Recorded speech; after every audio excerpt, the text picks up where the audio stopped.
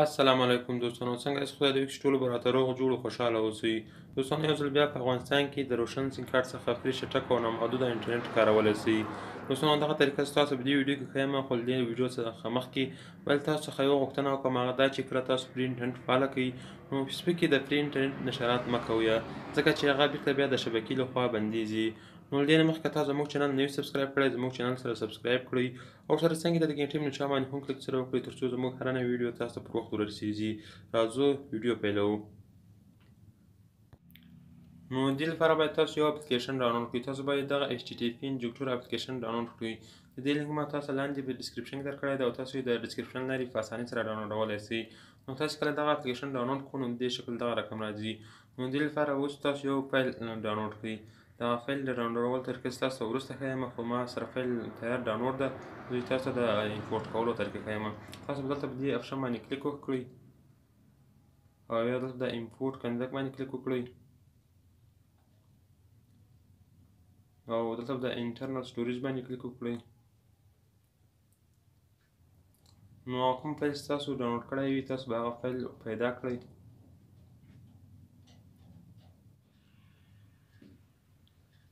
او دلته ټیلیګرام باندې کلیک کوو او دلته ټیلیګرام ډاکومنټس باندې کلیک کوو.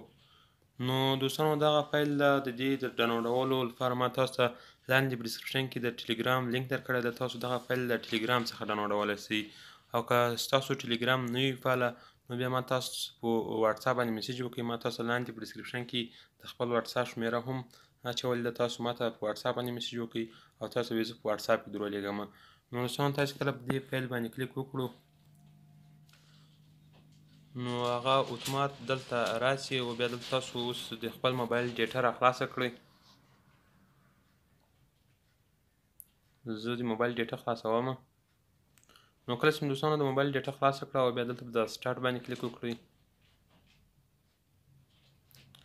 نو تاسو کله په سټارټ باندې کلیک وکړو نو بیا لږ ورته انتظار شئ تر څو دا فایل کنکشن شي.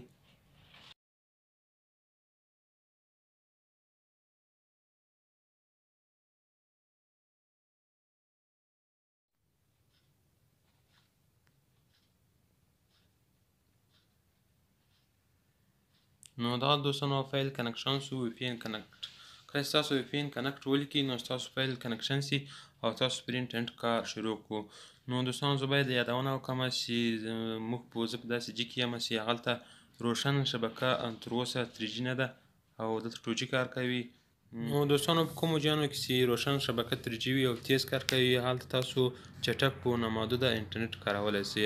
نو دوستانو، اوس هم له خپل فري انټرنیټ څخه خوند واخلئ. ما تاسو مخکې هم یادونه وکړه چې ما تاسو لاندې په ډسکرپشن کې د ټیلیګرام لینک اچولی ده. تاسو دغه فایل د ټیلیګرام څخه ترلاسه کولی شئ او که چیرې تاسو ټیلیګرام نه لرئ نو بیا ما ته په واټساپ باندې میسیج وکړئ. ما تاسو ته هغه د واټساپ نمبر هم په ټیلیګرام کې په ډسکرپشن کې درکړي دي او بیا به ستاسو ته هغه فایل په ډسکرپشن کې درولېږم.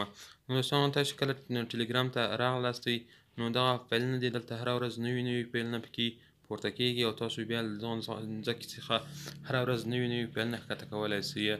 نو دوستانو، راځو تاسو ته اوس زه انټرنیټ ښکاره کوم چې انټرنیټ کار کوي او که نه کوي.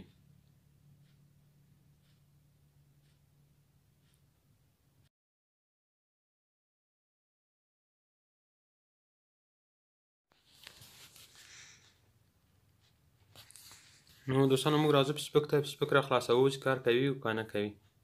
زه وبښئ، زه فیسبوک یې بندوم او بېرته یې له سره را خلاصوم. نو دوستانو، ما په دې خاطر باندې لایټ فیسبوک را خلاص کړو ځکه چې زموږ خواته روشن شبکه 2G ده.